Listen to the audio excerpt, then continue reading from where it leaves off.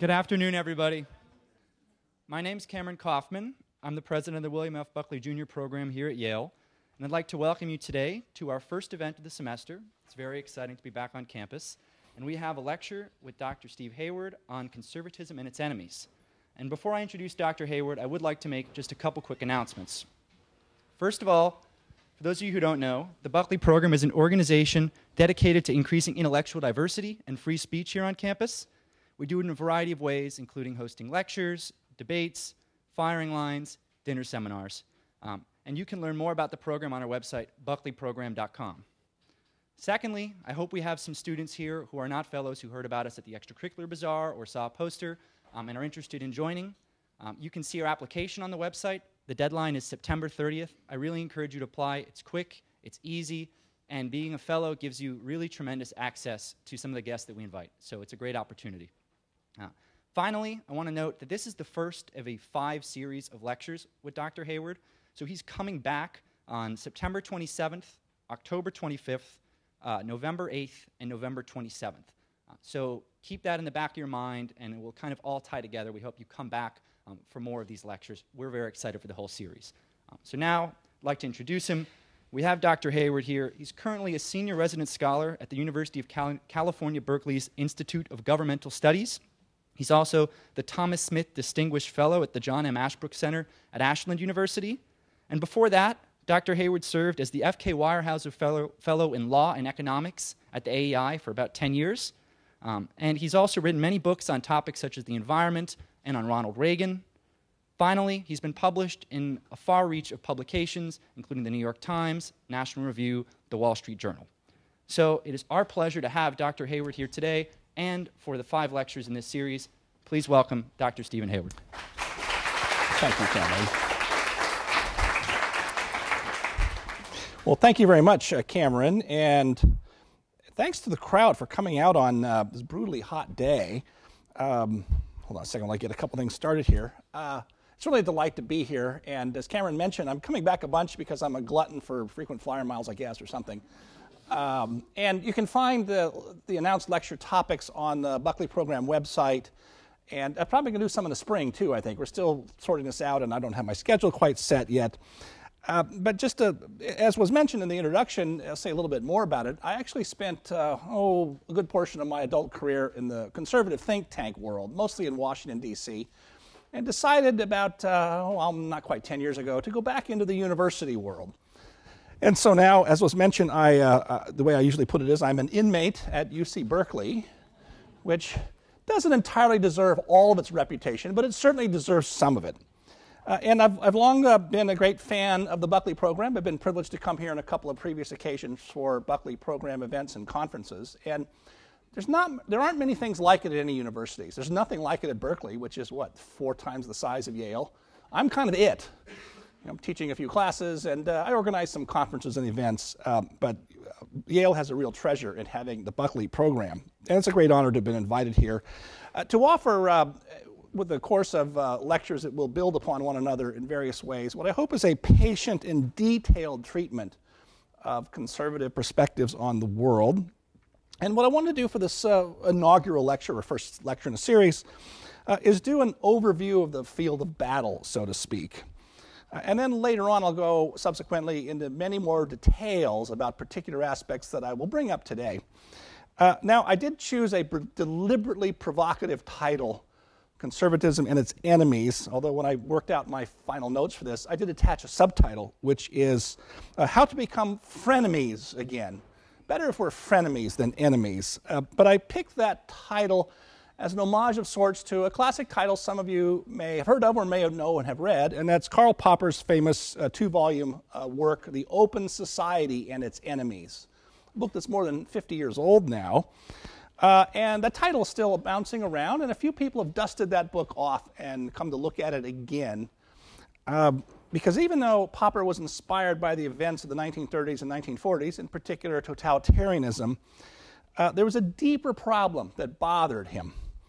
And the deeper problem is very much on our minds today. In fact, he even used some of the same language we're using today. And that is the extreme polarization, or the phrase he used, a return to tribalism in our politics, something that's happening not just here in the United States, but also overseas in a lot of places. And what he thought is that the liberal democratic order, that was his, the open society was his phrase for the liberal democratic order, that seemed to have emerged so unassailably and triumphantly from the Enlightenment was in fact potentially very fragile. That's what he thought the totalitarian regimes of the 30s and 40s were proving or raising as a question. And he thought that we might be prone to backsliding. The phrase he used is, I don't think we've quite recovered from the shock of its birth, the liberal order and the Enlightenment, only 300 years ago. Now, if you're a young student, you say only 300 years ago. That sounds like an impossibly long time, makes perfect sense. But I was reflecting that, I'm not that old enough, not eligible for Social Security yet, but I've now lived 1/4 of the length of the history of the American Republic, just myself. 300 years is not that long in some ways, and that's something that you will start to appreciate as you get older, and I will as I get older still. Now, at the time Popper was writing in the 50s and 60s, the skepticism of and the attacks on the Enlightenment came mostly from the right, both serious thinkers, but also from reactionary thinkers, the people who might be precursors in some ways to what we call the alt-right today. Today, I think, this is a long subject, we can talk about it some. Today, I think attacks on the Enlightenment are equally coming from, maybe even more likely to come from, the left. And that's one reason why Popper is looking prescient and fresh again. But as I say, I want to get away from the friends' enemies way of thinking about our political troubles. Instead, I want to lay out, in doing a deeper groundwork today about why these divisions exist and what's at the root of them. I'm not going to try and change anybody's mind. I hope there are some liberals in the audience or people of no particular commitments ideologically or otherwise. I'm not so much looking to change anyone's mind or to have us emerge at the end of the hour having a big group hug. We do that in California, not here in the East. Rather, what I want to do is achieve disagreement. Achieve disagreement. That may sound like an odd phrase, and I'm sure some of you are already thinking, what could the fool possibly be thinking? Hasn't he ever seen 6 minutes of cable news TV, which is nothing but sharp disagreements and yelling and screaming and so forth? Or Twitter, for goodness sake, right? In fact, I do want to suggest that an awful lot of what passes for debate today is entirely too superficial, and not just because it's conducted in 6-minute segments on TV or in 280 characters on Twitter. These are just symptoms. Now, there's a genesis to that particular phrase, achieve disagreement. It comes from another, now largely forgotten thinker from 50 years ago named John Courtney Murray. He was a philosopher and theologian. And he suggested that true disagreement is actually something that is increasingly rare. And paradoxically, he said it's the most essential thing to have for a successful pluralistic, or as we'd say today, successful diverse society. I'll quote him here a bit. Disagreement is not an easy thing to reach. I think this is true of our discourse today, as I say, both on and off campus. Rather, he wrote, we move into confusion. Among us, there is a plurality of universes of discourse. These universes are incommensurable, and when they clash, the issue of agreement or disagreement tends to become irrelevant. The immediate situation is simply one of confusion. One does not know what the other is talking about. One may distrust what the other is driving at.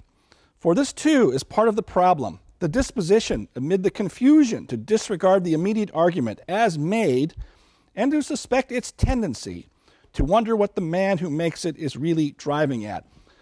I'll interrupt here to amend that to say, nowadays, not only the tendency, but we worry about the motive of the person making a particular argument. Now, I'll give you one example that's on our minds these days, and that would be the idea of nationalism, which has now become prominent again here and abroad.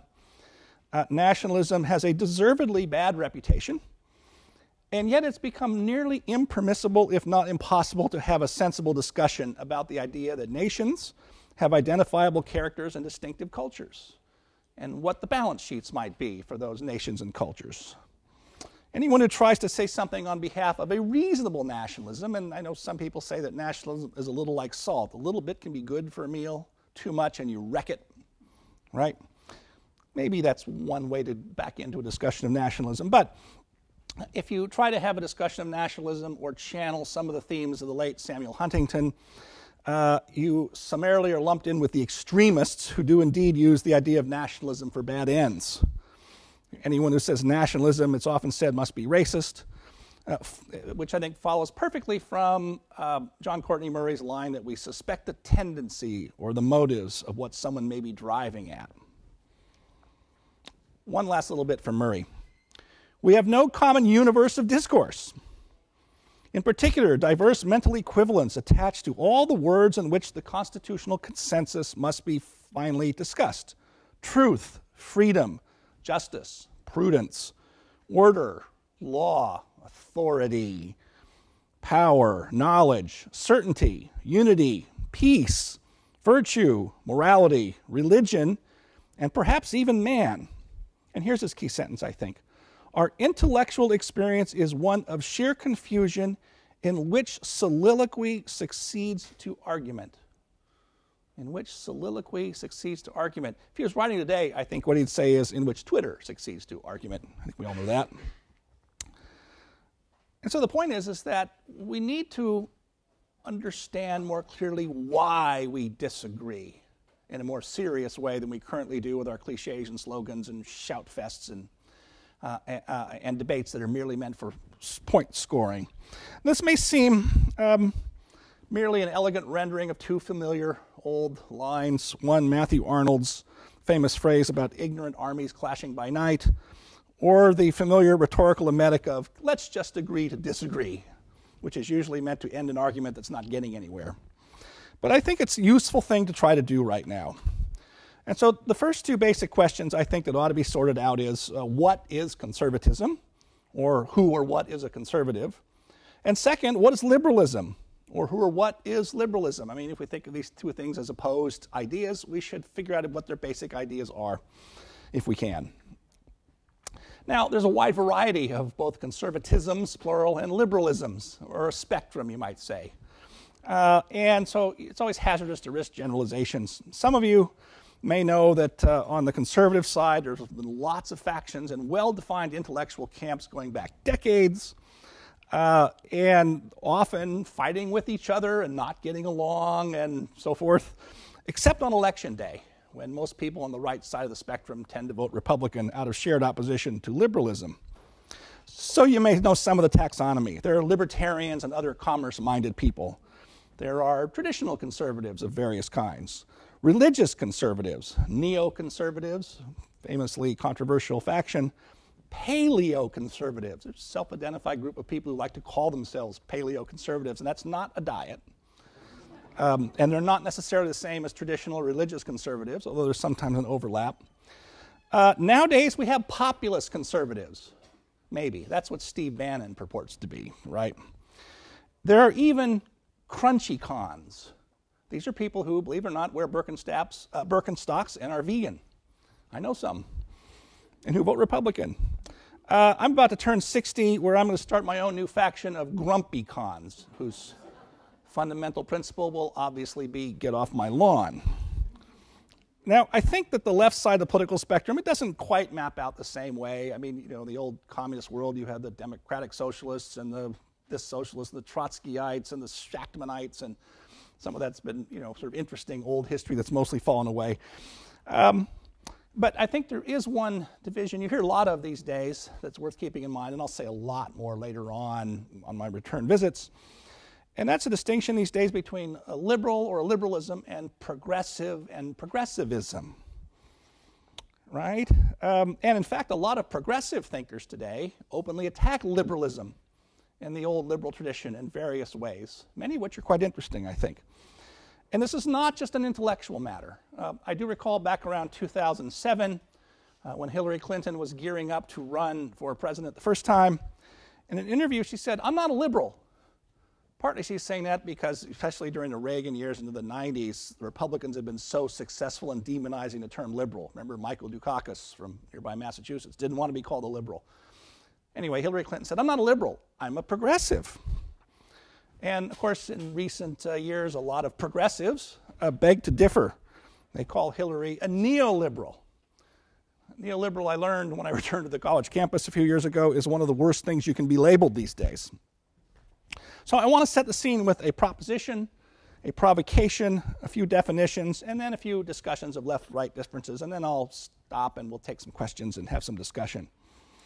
The general proposition is this: what we call conservatism and liberalism are really, for the most part, two parts of the same political continuum, disagreeing, often sharply, on particular matters and public policy issues, but not essentially different or incompatible at their root. In other words, most conservatives, there are some outliers, but most are a vital part of the liberal tradition. Now, my provocation, I borrow from, if you accept that premise or that proposition, my provocation I borrow from Harvey Mansfield, Harvard's most prominent conservative. I know he's been here to visit the Buckley Program. He likes to say it is the job of conservatism to save liberalism from liberals. I like that because it's mischievous, as is Professor Mansfield in so many ways. Another version of this that's a little less mischievous is that liberalism can be seen as the engine of reform and conscious positive change. And conservatism has the job of being the person in the room who says, you know, that might be a really bad idea. Or who brings up some unwelcome questions of, have you considered certain trade-offs that may be involved? And whether it's, you know, universal health care or, you know, education and, you know, usual things we're arguing about. What's it going to cost? No one likes to do the green eye shade stuff. And above all, have we used sufficient imagination about what the unintended consequences and perverse results might be? That happens a lot with a lot of public policy. We think we're going to solve problem X and it makes problem Y worse, or scrambles everything up in ways that we did not foresee. So the clarifying question then, to move us along then, is what is liberalism? Now, we tend to think of liberalism as a wholly modern or Enlightenment idea emerging in the 17th and 18th centuries, then put into more widespread practice in the 19th and 20th centuries. But actually, I think the liberal idea has ancient roots. In just about every ancient culture or civilization, you will find some discussion of what, in Western languages, especially, you know, Greek and Latin, was called liberality.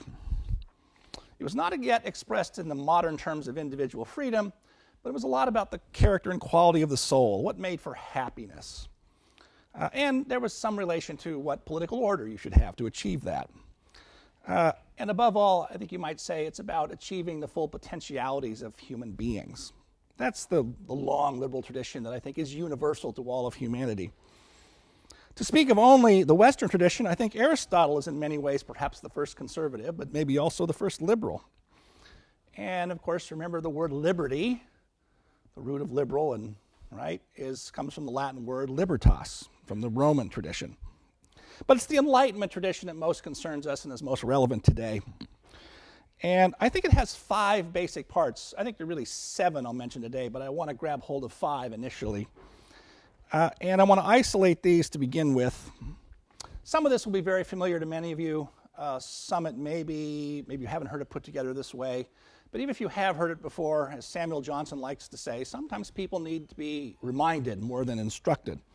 So the first core principle of modern liberalism, as I summarize it, is that individuals should be free to pursue their own self-chosen purposes. In other words, it's the principle of individual autonomy. That's not original with me. I mean, that's a very short condensation and restatement of John Stuart Mill's classic statement of liberty in his famous book On Liberty, where he offers the one caveat. Here's Mill's actual words. The only freedom which deserves the name is that of pursuing our own good in our own way, so long as we do not attempt to deprive others of theirs or impede their efforts to obtain it. Live and let live, you might say. This may seem commonplace or unremarkable, which really is a reflection of the triumph of the liberal idea. It's actually quite mistaken to take it as much for granted as we do, and I'll say more about this in a moment. Second principle is that liberalism depends on the distinction between the public sphere and the private sphere. Sometimes we express this distinction in terms of state and society or state and civil society. Sometimes we express it in terms of mediating institutions like our churches, amateur sports leagues, voluntary and charitable organizations, even the local bar or tavern. Sometimes we think about this in terms of rights, like the right to privacy, and formalized in the Fourth Amendment. Implied in that, by the way, one of the other principles of liberalism is important, is toleration.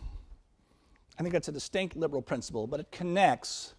Well, let me put it this way. If you think about a distinction between state and society, which side of that line does the church fall in Western democracies? It falls on the society side, that is the private side. It no longer falls on the state side, not in any meaningful way. I mean, I know there's still a Church of England, but it does not actually have genuine civil authority as it did 300, 400, 500 years ago. The church is no longer the source of direct political authority. That's part of the liberal revolution. It's very important. Toleration for religious liberty became essential to the rise of modern liberal democracy. The third principle I want to focus on today is the basic equality of human beings before God and before the law. Needless to say, the differences between political and legal equality and social equality are the source of many of our modern social and political controversies. That's not breaking news to anyone, I don't think. 4, the liberal order requires limited government and democratic institutions. This principle derives from the previous 3, but has additional reasons I'll discuss in some detail in future lectures. 5th, modern liberalism, and here's where things begin to get more interesting. Not that the others aren't interesting, but this gets closer to the crux of our debates today. Modern liberalism believes that individuals cannot achieve or enjoy liberty without some positive assistance from the government. This is the premise of the modern welfare state. As Franklin Roosevelt put it in 1944, necessitous men cannot be free men. Now, I think most conservatives are largely in agreement with all 5 of these principles, although there are some important exceptions. Most recently, Patrick Deneen of Notre Dame had a book that was very widely noticed called Why Liberalism Failed. He's a conservative who thinks the entire liberal tradition is wrong and that we need to throw out the Enlightenment in total. It drew a notice over the summer, by the way, from former President Obama, who said, I'm reading this very interesting book. I don't agree with a lot of it, but it's interesting. So there you are. I kidded Patrick. His book was selling out after President Obama mentioned it. However, when I say conservatives agree with all 5 of those principles, each one of those agreements comes with a very large asterisk or a caveat. And it's when we go into what those asterisks are and why they are there, that's when some of the political differences start to emerge, and that's where we begin to achieve disagreement. Let's start with that first principle. Individuals should be free to pursue their own self-chosen purposes. You know, John Stuart Mill gives a good explanation of what I'm after here. Mill said, quote, the ancient commonwealths thought themselves entitled to practice, and the ancient philosophers countenance the regulation of every part of private conduct by public authority, on the ground that the state had a deep interest in the whole bodily and mental discipline of every one of its citizens. In other words, the regime, use that term, is interested in your soul. And modern liberal regimes say, for the most part, the care of your soul is your responsibility and your freedom as well. Now, a conservative wonders whether liberty should be completely unlimited or unqualified, or whether our political culture should be indifferent or neutral to the uses of liberty. Edmund Burke, about whom I will talk at great length when I return, he offered this reflection. The effect of liberty to individuals is that they may do what they please. We ought to see what it will please them to do before we risk congratulations, which may soon be turned into complaints. You know, there's a number of ways of sorting this out and processing this. It's the distinction between liberty and license. It's the idea that certain aspects of our characters are prior to liberty or the exercise of liberty, or that freedom comes with responsibilities and duties. Just give one contemporary specific example of the way this falls out, and it's the long-running debate that doesn't fall perfectly on left-right lines over whether hard drugs, cocaine, heroin, meth, should be legalized, on the view that it ought not to be the government's business what anyone chooses to ingest, so long as they're not harming someone else, right? In other words, it should not be anyone's business at all if someone chooses to have exercise self-destructive choices with their liberty. There's a lot of active debates about drug legalization, and some people on the right favor it, some for that old purely liberal principle of maximal freedom, some for practical reasons that the war on drugs has just had lots of perverse effects, right? Higher incarceration rates, especially of minorities, perverting police practices, consuming a lot of resources, and maybe doing more harm than good. That's a different argument from the principle that we should let people just do whatever they want. Because the conservative worry is ultimately that all forms of liberty or any use of liberty without any kind of qualification risks a descent into nihilism, or at least it cuts us off from community structures, communal attachments. A lot can be said about that. A second, on the distinction of the second principle between public and private spheres of life, I mentioned religious liberty and the separation of church and state, but I'll add that conservatives place much greater emphasis on two other important dimensions of the private side of the divide, and that's property and the family. Property for conservatives is one of the key bulwarks of individual liberty and one of the greatest protectors of liberty. Now, the status of property is a long and complicated matter, as is the family. Maybe the status of the family is not as controversial as it once was. You can go back in some of the social policy debates of the 60s and 70s, and there were a lot of people on the left who thought family structure wasn't that important. They've mostly moved away from that. During my years in Washington, when I would get together, as I often did, with people from, say, the Center for American Progress and Brookings and other left-of-center places, I would often ask them, like Rui Teixeira, a wonderful guy, I say, Rui, what are conservatives right about or partly right about? And I'd say, by the way, I hope you will ask that of me and my conservative friends, the reciprocal question. And he said, unquestionably, it's the family. He says, well, we liberals were made a mistake in being indifferent to family structure. And the social science research, I think, is pretty robust about the importance of families. Now, no one quite knows what to do about it. You can't just pass a law saying every child will have a loving and well-functioning family. And it's not just the United States where family breakdown is occurring. It's happening in, guess what, liberal democracies everywhere. It's a profound question and a serious problem. But conservatives tend to talk about that and focus on it a lot. And of course, the radical idea on property that you associate with Marx, property is theft, right?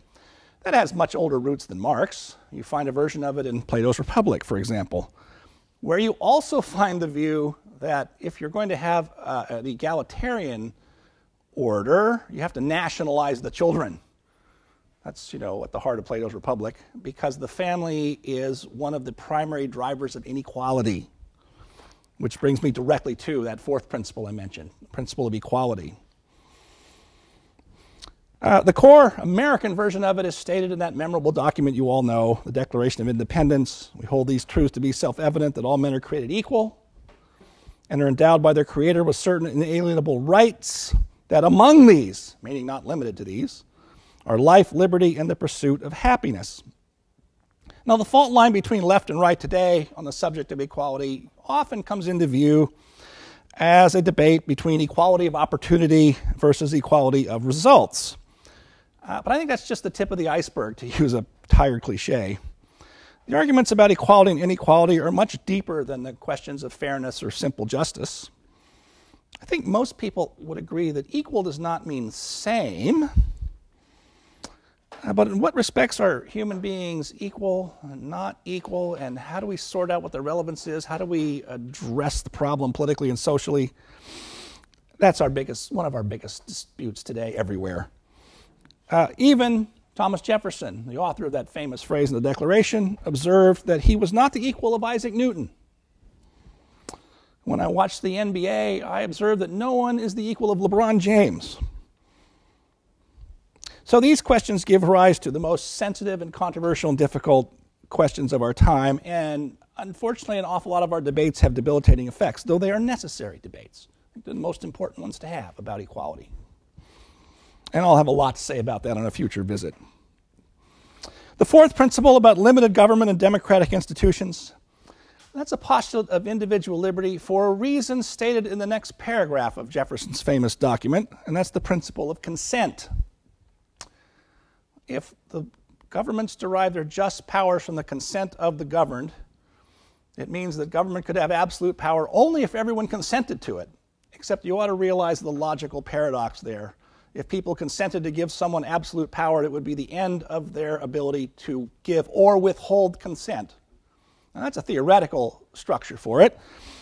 It's often observed that Hitler came to power through constitutional means in Germany, after which he ended those same constitutional means that could have ended or limited his will to power. There are lots of other reasons, I think, for limited government that are less theoretical. Some of them are epistemological, and I'll talk about those sometimes in the future. But I think I'll make this general proposition and talk about this again some other time. What we're seeing around the industrialized Western democracies right now, what we're calling populism, is the withdrawal of consent. I think that's what the Brexit vote means. That's what the Donald Trump vote means. It's what an awful lot of the populist parties that have gone from nowhere a few years ago, most of them, many of them, to having a extremely important, if not dominant, position in several European nations.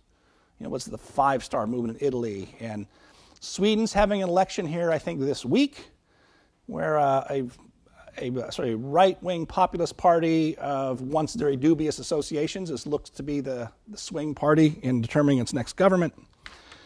These deserve some serious thoughts.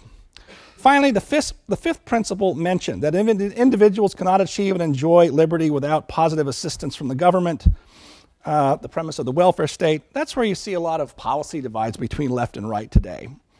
Now, I think most conservatives, although again, not all, accept the general principle of what I call the social insurance state, which may or may not be identical with the welfare state. Sometimes people make a lot of distinctions about these things, like we hear about socialism today of Bernie Sanders or Alexandria Ocasio-Cortez, who's not really a socialist. She's more of a European-style social democrat for the most part. Okay. Winston Churchill, back when he began as a conservative, he became a liberal, then a conservative again, right, if you know his story. He said very early in his career that it was a disaster if the middle-class people of Britain were one paycheck or one illness away from destitution. And that's why he argued that any modern industrial society that does not have social insurance risks social revolution. So an awful lot of the conservative opposition to the modern welfare state, or criticism of it, really proceeds from practical grounds, mainly, can we afford it, right? How are we going to pay for these things? Especially in the long term. This is going to be the great question for those of you who are students or younger people here in the audience today.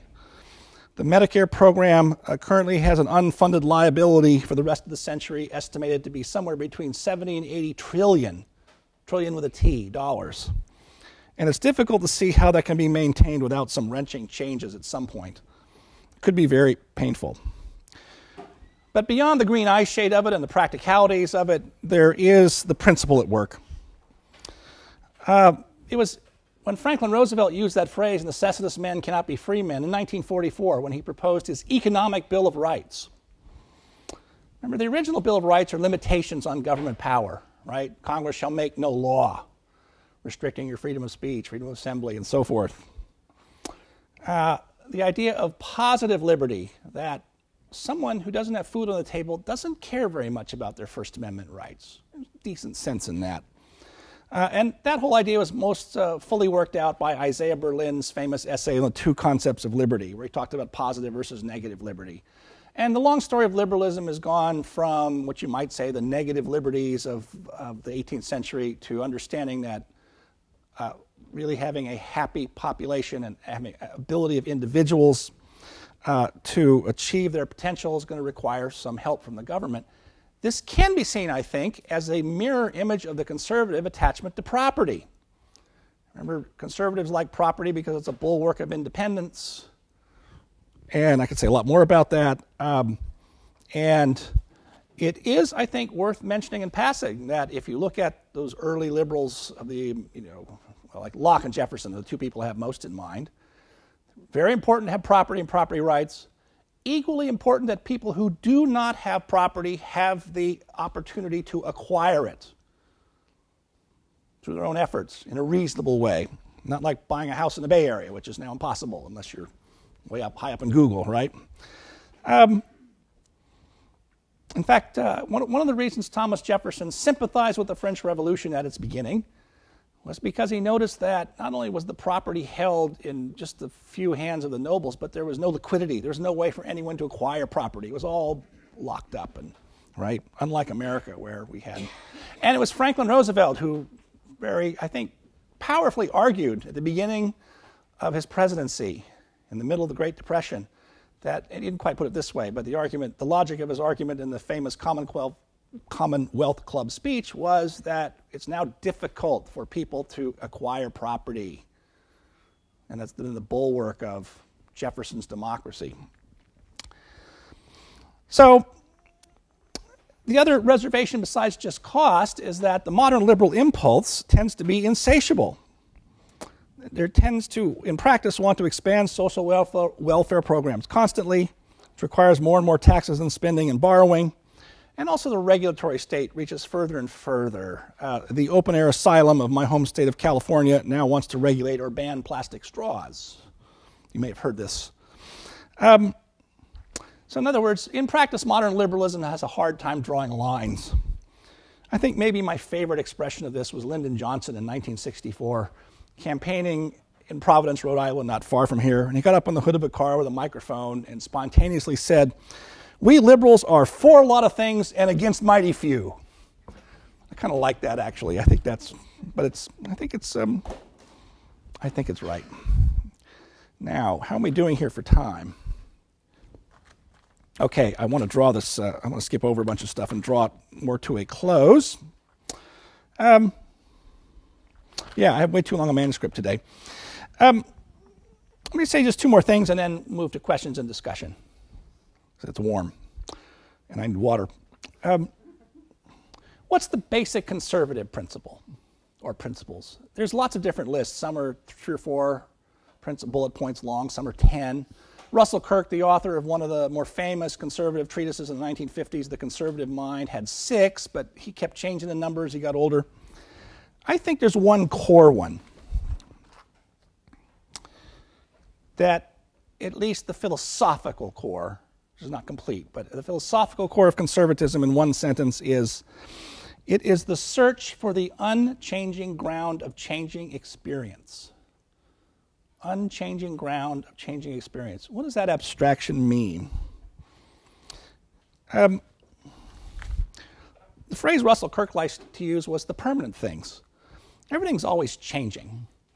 And conservatism is sometimes portrayed as merely reactionary disposition. That's Corey Robin's attack in his book, The Reactionary Mind. It's just all reactionaryism and opposition to change all the way down. I think that's quite mistaken. First of all, I'll talk about this next time, conservatives, thoughtful ones, have a theory of change. Edmund Burke wrote in 1791, "A state without the means of some change is without the means of its conservation."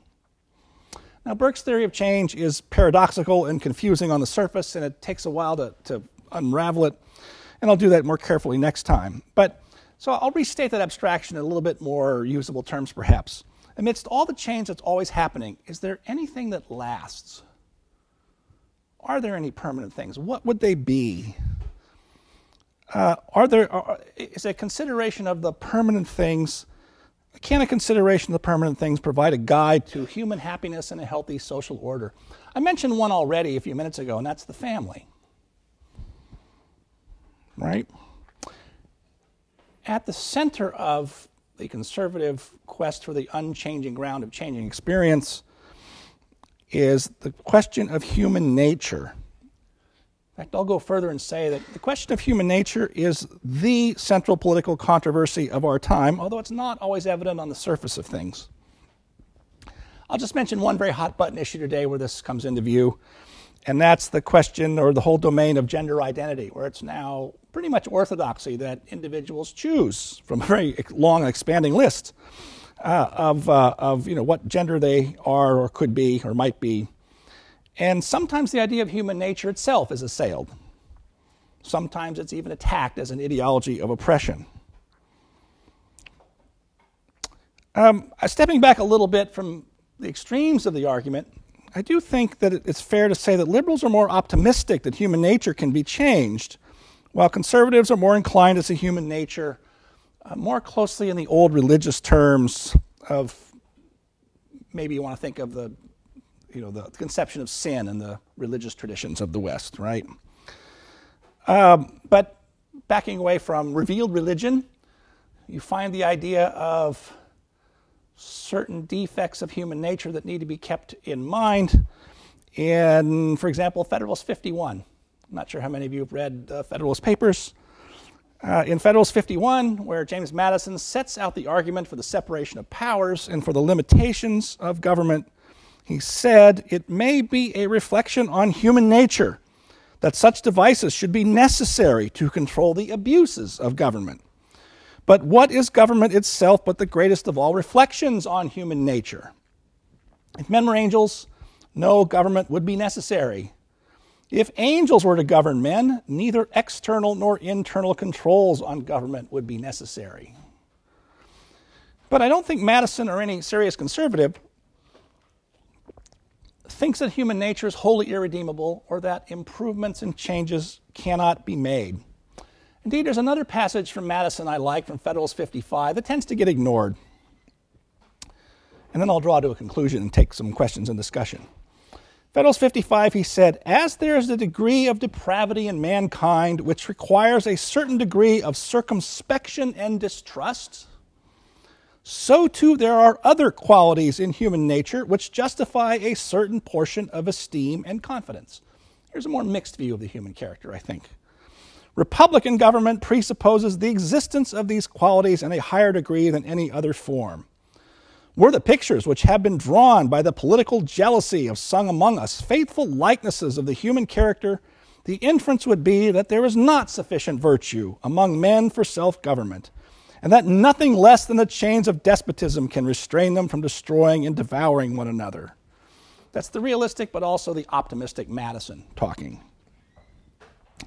Now, as I said, this is a very brief and very incomplete summary of the landscape. I just wanted to get us started. And what I'm hoping to do, to restate what I said at the beginning, is prepare the ground for some productive disagreement, as opposed to the increasingly shrill and bitter debates of the present moment. I will, as time goes on, get more deeply into some of the hot-button issues of our time, of social policy, that whole conjury of issues that are wrapped up today under the inadequate banner of identity politics. But here I will confess a little bit to having done a bait and switch with my use of the term enemies in my title for today. Aristotle wrote way back when that the object of politics is friendship, because, he said, where there is friendship, justice is unnecessary. Now, we can't all be friends in a country of 340 million people. You can't even do it in a city of 50,000. And even, I know this from my old friends, sometimes justice is necessary among friends when you have a quarrel about something. Who picks up the check, right? But thinking about that wider goal of politics, I'm reminded of Lincoln's famous closing in his first inaugural address. I'm sure most of you know it. "I am loath to close. We are not friends. We are not enemies, but friends. We must not be enemies. Though passion may be strained, it must not break our bonds of affection."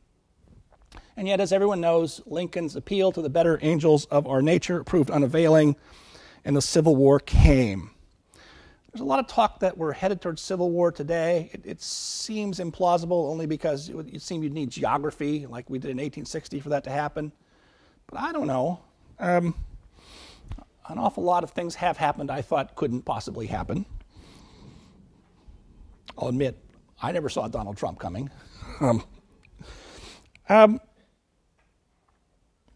I think the continued fraying of social trust is not good for us. And it's not wrong to worry that we're in some state of crisis that could get worse. And I think this is more than just a case of disagreement. Increasingly, the factions in America and in our culture are coming to see each other as utterly alien.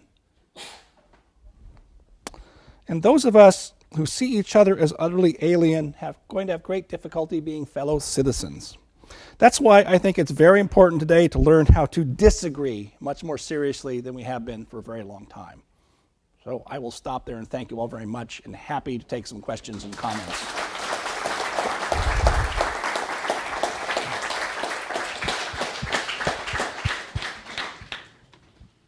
Yes, sir, there in the back. Thank you. Oh, thanks a lot. Thank you for coming this afternoon, Professor.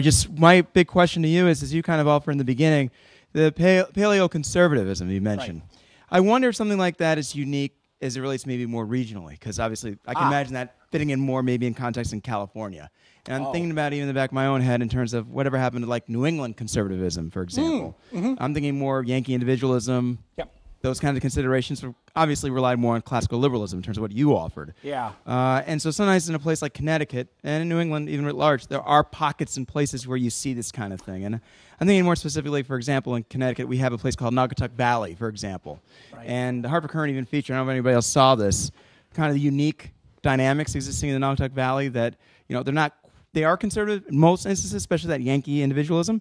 Yeah. But they don't quite fall neatly in line with, Democrats, mostly Republicans, but yet that region overall is more Democrat. But then they were the place where they voted for Donald Trump, and they're the ones who kind of stand out in terms of Yankee individualism. So where is this in terms of regionalism? And I have to say on the side note, it's kind of fascinating. You go to the Valley, you see nothing but Dixie flags every once in a while, for example. So it's kind of interesting. In Connecticut? I mean, right. Yeah, right, exactly. Right. So it's kind of interesting. Are they borrowing the principles of Southern conservatism, if you will, or are they creating even their own, or whatever happened again to what I'm offering in terms of New England conservatism? I can't explain why you would have Dixie flags in Connecticut. I can't. However, I think your other point though is a good one. There are regional differences, and you could, I think it's just in the American context, do a sort of cultural analysis. And there, I think, sort of Yankee small c conservatism is a real thing. It's very distinct from what you find in Alabama. And that's got a lot of baggage, right? And some of that's been dissolving over the years just because America's so mobile. That may be why you have the Dixie flags in Connecticut. I don't think those are descendants of Confederate sympathizers from 1861, although I don't know. I'd be very surprised, though. And a very good book on this, I think, is, there's several, but one that comes to mind is Patrick Allett of Emory University, a historian who wrote a book called published by Yale University Press, called The Conservatives. There's a very good history of this that goes into, so I tend to, because I'm more of an intellectual historian, look at the ideas and the theoretical stuff, but I can connect what purport to be the principles I can describe them. I think there are huge differences that are determined by geography, local cultures that go back decades, if not centuries. One little personal note is, I grew up in California. I lived in Washington for a long time, but it wasn't until I got to Washington that I started meeting conservatives who actually wanted to see your dog tags. And, they'd say, well, are you a libertarian? Are you a conservative? Are you a neocon? Out in California, we're all just sort of on the right, Ronald Reagan was that great sort of fusionist figure. He sort of breached all those, most of those divides, not all of them. And that reflects California's very, hybrid culture that just came from all over for a million years, right? People described it as Iowa by the sea back in the 50s. So no, that is an interesting theme that I don't even really hint at today. So, yes. Yeah. And then, yeah. Hi. I think it's fascinating what your question is and that you brought up the Valley in particular. They're actually, as I did some research, a lot of immigrants in that area. And if I found some relatives from Trinidad, and you go straight down the line, all Republican, because coming from a non-welfare state for many, many generations where it was about community, those people are still very, very conservative. So they kind of line up, I think, in that particular area. Even the Women's National Republican Club in New York, mainly, they're mainly immigrants. I'm afraid this might happen. You'll see a lot of immigrant women in the Women's National Republican Club in New York because of wanting to self-rule and property and education and some of these kinds of things. Has that been your experience with the immigrant experience? Wow. This is great. It's special that you're here. If I'd have known, I would have really. I don't. I don't have a good organized answer for you right now. I am planning at a much later lecture to talk about immigration, quote unquote identity politics. We're talking about it, and I want to do more research and organize my thoughts on it because there's. It's not obvious, and there's a lot of things that the media don't perceive and that most people don't perceive, and so I don't know this valley you guys mentioned, but I will please come back and I will try to do it right. Someone in the back had a hand. Oh, I'll go to you here. Yeah. So you talked about these factions on the right. Yeah. I'd argue that there are just as many factions on the left as well. But do you think that these factions have emerged because of today's political polarization, or do you think it's the opposite, that the factions have contributed to today's political polarization? Good question. I think maybe it's both. That sounds like a dodge. I know there are differences among liberals. I tend to think of them more as practical differences. Should we be for just take healthcare? Should we be for single payer, Medicare for all, or should we be for an insurance regulation and subsidies? And those are good, valid policy debates, but don't differ so much on the principle. It's a quick story. So a friend of mine out at the Hoover Institution at Stanford, more than 10 years ago now, did a slim little volume out of a conference. It was varieties of conservative experience and varieties of progressive experience. And the two books had, and E.J. Dionne was out there. He's a smart liberal, and I forget some of the others.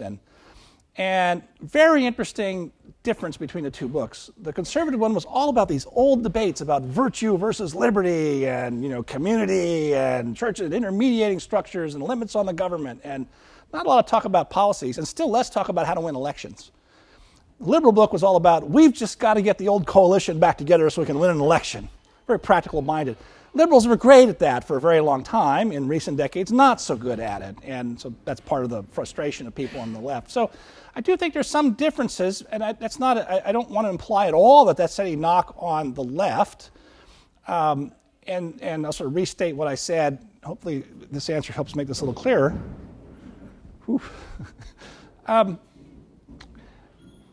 It gets back to one of my early points that at a certain level of principle, conservatives and liberals really do believe in the same things, differ wildly on means and limits. And so conservatives are there to be the critics and don't really. The liberals, but another way, the liberals in a certain way won. They deserve to in certain ways also. And so that explains, I think, some of the difference in the dispositions left and right have as I think about these things. Now, I'll just add one more thought. I don't want to ramble too long. Starting at least with Ronald Reagan, if not earlier, conservatives were always in opposition and thinking about particular things, tax cuts and so forth. They started winning, right? And now I think it would be fair to say, that example I just gave is sort of obsolete. It would be fair to say that now conservatives are just as interested as a practical matter in winning elections and using power as liberals always were. So it's, yes, sir. Yeah. Well, thank you for coming. I'm a sophomore here. Hold the microphone up a little more. I'm a sophomore. You got some great competition. Yeah, sorry. I'm a sophomore, and going to a university like Yale, you obviously don't get the chance to pick at conservative minds. At least in my experience, conservative minds who I feel like, not to brag, but up to my intellectual level about certain issues like that. I don't identify as conservative or liberal necessarily. Sure. I don't. Is it even? Hate yeah. Is it on? but- Yeah. Well, no. His microphone. Oh, I see. That's only. Never mind. You'll just have to speak louder. Okay. Yeah, so I don't get a lot of opportunities to talk to conservative minds like you, so I appreciated. Obviously, I could ask a lot of questions since I don't get a chance to speak to a lot of conservatives, but I guess I'll just hone in on two in particular. If you can't tell from my shirt, I'm from Philadelphia, born and raised, love my city, but as most of you might know, Philly is a very blue city. And it shouldn't be, because most of the people have very conservative ideologies about everything, social, economic. It should be a very red city. Yet it is almost always gone blue as far as mayors, our representatives, etc. So my first question would be, what do you, and also Philly is not a majority black city, but black people have a plurality in the city. It's about 45 to 43%. Right. So what do you think is missing? Why do you think conservatives are missing the mark to hone in on these populations who, by all definitions of the word, are conservative but vote for like, what do you think conservatives are missing? Yeah. And also, what do you think is the role of social responsibility in conservatism?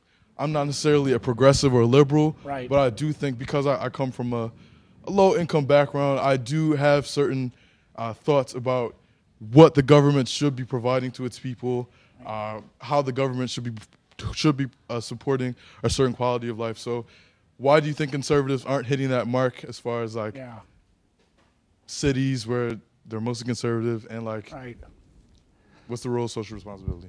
Yeah, boy. Oh, boy. I think I'll make this the last question because it's a big one, and we have like a minute left formally, but I'll run over time, maybe a couple minutes. Boy, those are both enormous questions. Just a couple of provisional beginning thoughts. We'll have lots more, and we'll come back, and we'll get into some of them. First of all, point number one, sort of self-criticism of Republicans. They simply stopped competing in big cities, with a few exceptions. You know, Mayor Giuliani in New York, generally thought of as governing in a fairly conservative way in a lot of ways. Richard Riordan in Los Angeles, and that's all a while ago now. What strikes me about Philadelphia and Los Angeles and several other cities right now is, this is a general point, is there's been a kind of a collapse of political culture. And I measure that with one metric, and that is the voter turnout in the last few mayor's elections. I know it's true of Philadelphia. I think in New York under de Blasio and in LA, it's abysmal. It's like 18% of registered voters to turn out to vote for mayor. That's what was here in New Haven. Here in New Haven, right? This is happening a lot of places. I'm surprised I'm not seeing more people saying, you know, this can't be good, right? There's just a detachment from collapse of political civic culture in a lot of cities. I don't quite understand it, but one piece of it, and only one, is that, you know, Republican Party doesn't exist in those cities. And look, it's been uphill. They lose. Why do you want to run where you're going to lose? It would take a patient effort for a Republican in Philadelphia. You have to be a certain kind of Republican. Remember, Rudy Giuliani in a lot of ways is a liberal Republican. But New York didn't care about that when certain issues became salient. And he was not about abortion. He was pro-choice, actually, or is pro-choice. But that's never part of the mayor's portfolio in New York. I'll add a third thought, which is, but by the way, some of those same observations you make about the black population in Philadelphia and elsewhere is often made about Hispanics. They're often, you know, church-going Catholics, right? And they vote Republican more than African Americans do, but not in huge numbers. So Republicans have never figured out how to make a cultural appeal to minority voters very well. But I'll state that in even broader terms. We don't even ever ask for your vote. I say we. I'll speak now as a partisan Republican. That's not really my job as a professor. But, you know, there's a basic political malpractice there, right? If we don't, you know, Republicans shouldn't be surprised if they don't even try to ask for your vote when they don't get it. So that's, you know, the second part about personal responsibility, what can the government do? Boy, that's a big subject. This is one of my criticisms of liberalism, is that we can spend money, spend a lot of it, but a bureaucracy can't care about you, and actually won't. And lots of well-meaning ideas. You know, how many job training programs do we have? I think we're up to about 60 federal job training programs. I don't know if any of them work or not. We never get rid of an old one when we start a new one. There's not much evaluation of them done, but nobody seems to be jumping up and down from the soapbox saying they've been a great success someplace. But you know, that is another really serious question for the country to think about. And I don't have good answers for a lot of those. But I like those are really good questions, and we ought to talk about them more. So I'll hang around for a little while, or maybe we're going to a reception, or we've got to wait till the monsoon ends. I don't know. I'll hang around a while. I'll be happy to chat with people if you want. All right. So thank you all for coming.